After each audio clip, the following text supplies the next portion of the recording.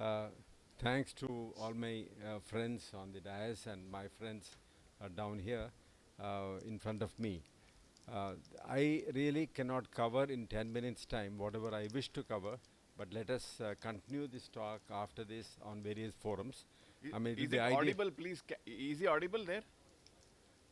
Audio, can you adjust the mic Hello. volume? Yeah, what I was trying to tell is that in 10 minutes time it's almost impossible to cover a very large topic like this, and we should form a forum. Raise it. Okay, thank you. This is necessary, rising. So let us form a forum here and continue this discussion. I think that's what I would like to suggest. I'll quickly go through the processes. Processes to avoid TARS and infections can be at the patient level. Patient needs to be prepared well. Let me not go into details. Our operation theater structure and function both have to be under good care, good control. And our surgical team, as human beings who work in the operation theater, have to do excellent job, and they have to understand, and that has to come from the heart and not from monitored by somebody else. It's very difficult to achieve, especially in Indian scenario, but that's what we should aim at. So when I say patient preparedness, it starts a couple of days beforehand. What we do is, as soon as we diagnose a cataract in the outpatient department, but especially the lid scrubbing instructions are given to the patient then and there. Use either shampoo or anything else and keep cleaning the lid margins. He may undergo surgery 2 weeks later, but there is nothing harm. When we wash our face, usually the lid margins are not covered. So you can do it yourself, but then we don't scrub the lid margins. That specific instruction itself will reduce the oil slick that you find during the surgery, which is bad. Antibiotic profile. The other things I would like not to do, cover it up now. Betadine scrub is very important just before the surgery. As soon as the patient comes, he'll get antibiotic drops, dilatation drops, and once the surface anesthetized, we do put a betadine drop into the eye directly. It's commercially available, the 5% drops, and it's not irritable after, especially after you put it. Then that's and clinically examine the lid margins. You would have seen in the OPD a couple of days before, but examination just before, at least with the torch or little magnification on a slit lamp is very good. And OT transfer has certain protocols. Every hospital has got different ones, and that has to be looked at. So OT preparedness, monitoring sterility, that we will talk about it.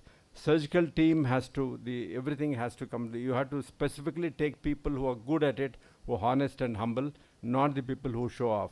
This is a selection process itself, it has to be different. Your street clothes, the clothes that we wear right now, walk around everywhere, will shred 1 crore particles every minute. It's shredding that much of thing. So whatever time you get into the operation theater, kindly change to the clean clothes and then only go. Surgery is over. Tomorrow we are going to get fumigation done in the OT, so we get inside with the clothes on, which are used outside is not permitted. Every entry, alcohol, hand rub should be there. Hand hygiene complication, every entry, door, you put alcohol and make it a habit to alcohol. All of us know. Sterile gloving and gowning again is very important. I'll have to rush through. These are things which you can take a photograph. Let me not cover it. And betadine scrubbing is very important. One of the key steps in surgical infection control protocol. This is something which you'll have to learn yourself and practice it. Good practice is to avoid the wrong patient, wrong eye being treated under somebody's name. This is possible only if the patient carries a case sheet everywhere. Patient or attendant has to carry a patient. There are at least 5-6 stations patient goes through before he gets discharged. The case sheet has to be accompanying the patient all the time.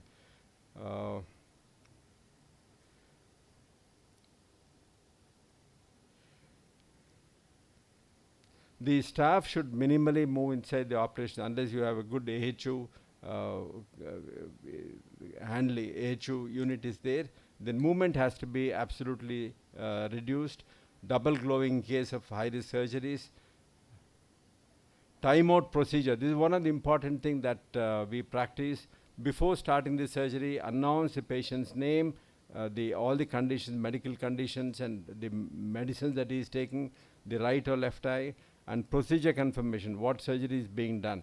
You may be doing a lid surgery, but then you may go and do an incision in the cornea, so that becomes a catastrophe. So any instrument that is contaminated, suspected to be contaminated, has to be thought as though it's contaminated and remove it and change it up. We have a practice where we don't use, we stock at least 3 months stock, and first purchase is first utilized, and only time tested party. Anybody trying to give samples to us, they try this out, they'll find dustbin. We don't use them. So store at least for about a month's time before use. That's a practice we use. It's in the hospital store for at least 1 month before it's utilized. So in case there is a contamination, it'll start showing the debris in the packs. Inspect against light like this, as well as in reflected light, and then you will pick up the particles. Don't shake it up, gently move it so that you see the particles moving around in case it's contaminated. Vacuum seal has to be seen. If the vacuum seal is released, it's unsterile. And never use galley part on the trolley. Store used packs. This is used one. We don't discard it. We put it in a plastic cover and label it and put it somewhere. And after 2 weeks, we'll discard. So in case there is a patient has a problem, we have something that is available with us for investigations. Check the label of the ampule. Many of them are very tiny ampules. They may be color coded, which we do not know. The print is so small, so wherever you kept the ampules, keep a magnifier so that you can magnify and identify the medicine. It's very important. And then always pour a drop of alcohol onto the top of the bunk there, and wait for 5 minutes time. The alcohol, you wipe it with a cotton swab. It doesn't become disinfected. You'll have to pour it like that, what you see there, and then wait for 5 minutes till it becomes dry, and then only you put a needle inside. This has to be for all xylocaine, Avastin, fibrin glue, whatever you use.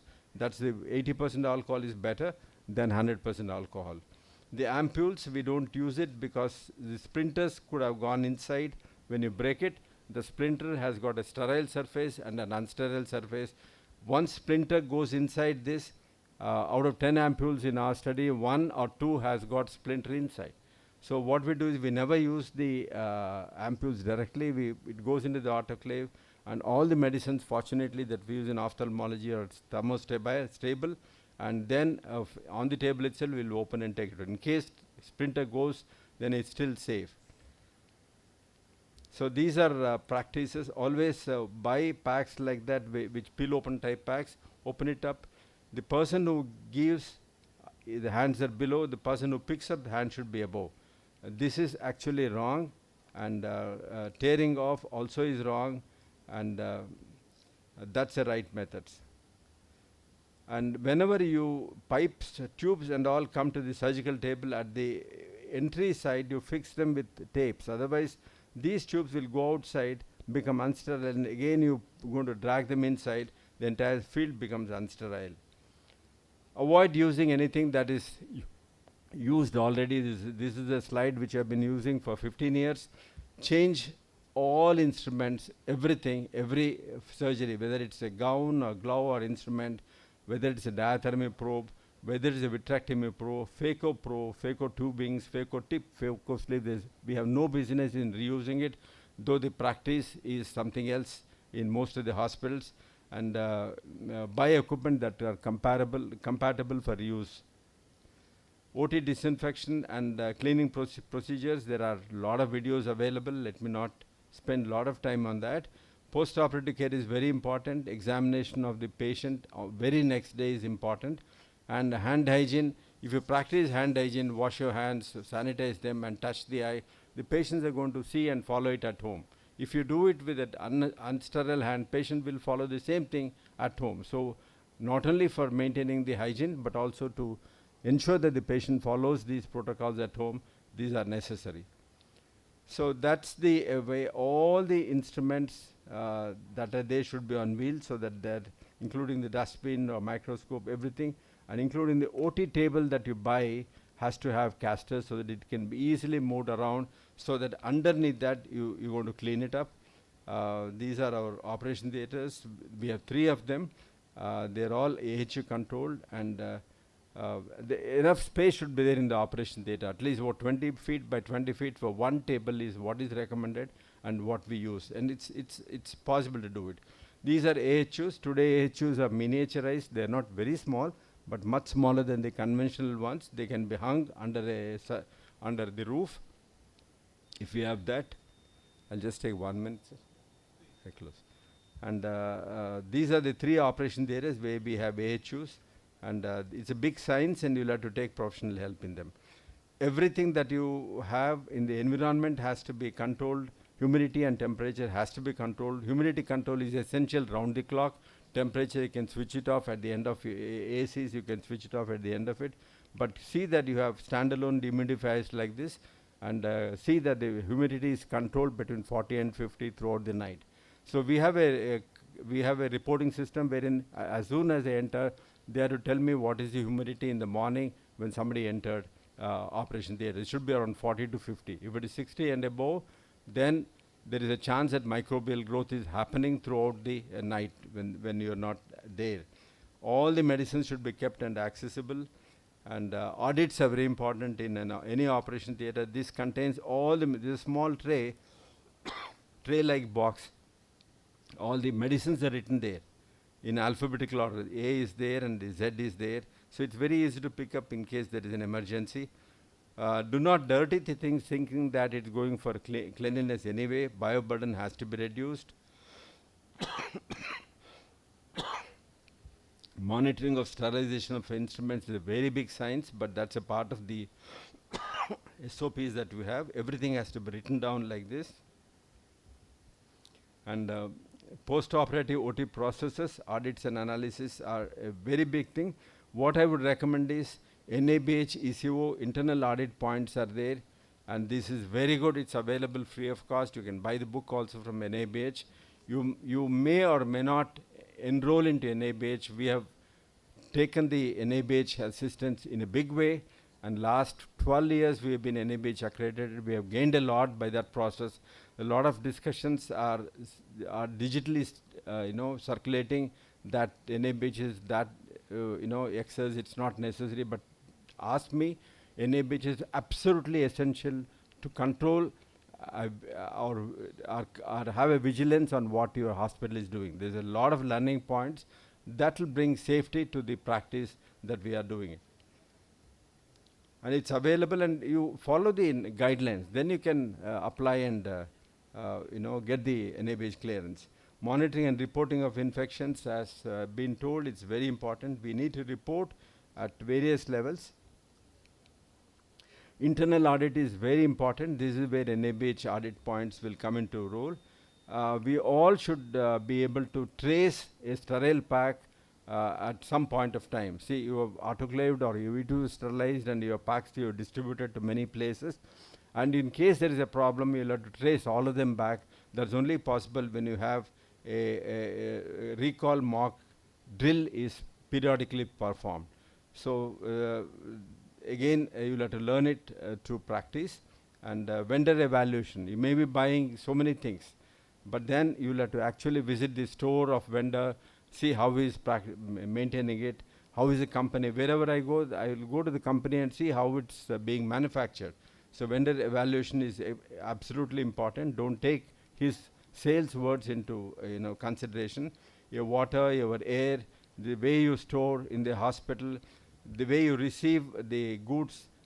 This is a very important thing. The moment anything comes to the hospital, see how it is packed, how it is kept, see how it is. See, this is a pack of drapes which has come to us, and obviously the inside drapes will be good, but then we'll miss out on contamination if we do it. So, friends, as the practitioners of ophthalmology, we have great responsibility towards the society, towards the patients, towards the individual eyes, and we need to be very vigilant of what we are doing so that we do justice to the work we are responsible for. Thank you so much.